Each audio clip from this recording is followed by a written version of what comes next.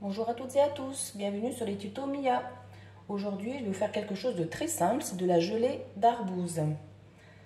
Alors, pour cela, il va falloir des arbouses, évidemment, de l'eau. Donc l'eau, en fait, c'est en fonction de la quantité d'arbouze, un peu comme d'habitude avec les recettes d'arbouze.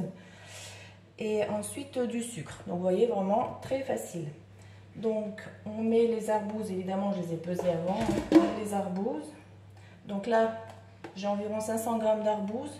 Donc pour cela, il me faut 250 ml d'eau. Donc c'est la moitié en fait du poids des arbouses. Donc je mets mon eau. Très simple, tout ça dans la cocotte minute.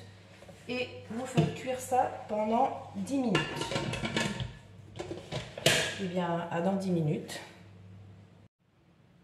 Et bien voilà, après 10 minutes de cuisson, nous allons récupérer les arbouses.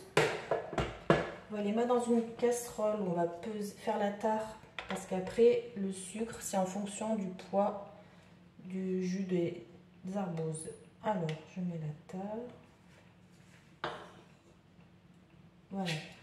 Alors il va falloir mettre le jus d'arbouze dans la casserole.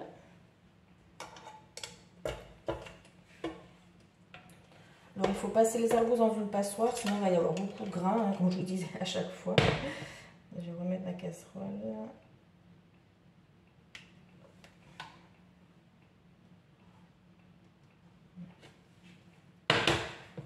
Alors plus la casserole est petite, mieux c'est, comme ça il y a moins de grains qui passent. Après du coup, ça c'est un petit peu long effectivement, de faire passer juste le jus des arbouses. Alors quand vous passez le jus, il ne faut pas trop écraser les arbouses, hein, comme j'ai dit, sinon...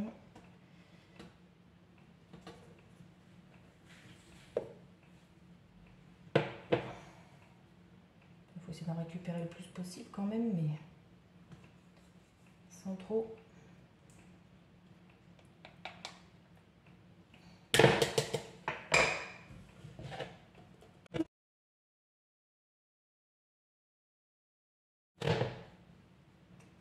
Alors que maintenant vous avez pris tout le jus, on va mettre le même poids en sucre.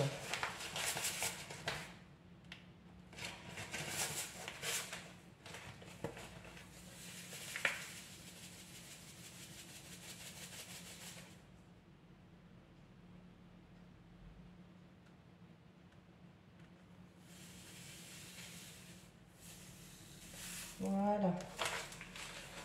Maintenant, il suffit de faire chauffer ça pendant minimum 30 minutes afin de bien mélanger le sucre et que l'eau s'évapore un petit peu afin d'avoir notre gelée. Et bien, à tout à l'heure.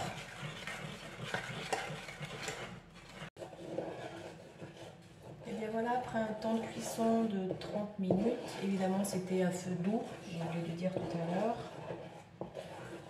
Pour moi c'est suffisant parce que j'avais pas beaucoup d'arbouses et en plus ça dépend en fait si elles sont bien mûres ou pas, si on a mis un petit peu trop d'eau ou pas.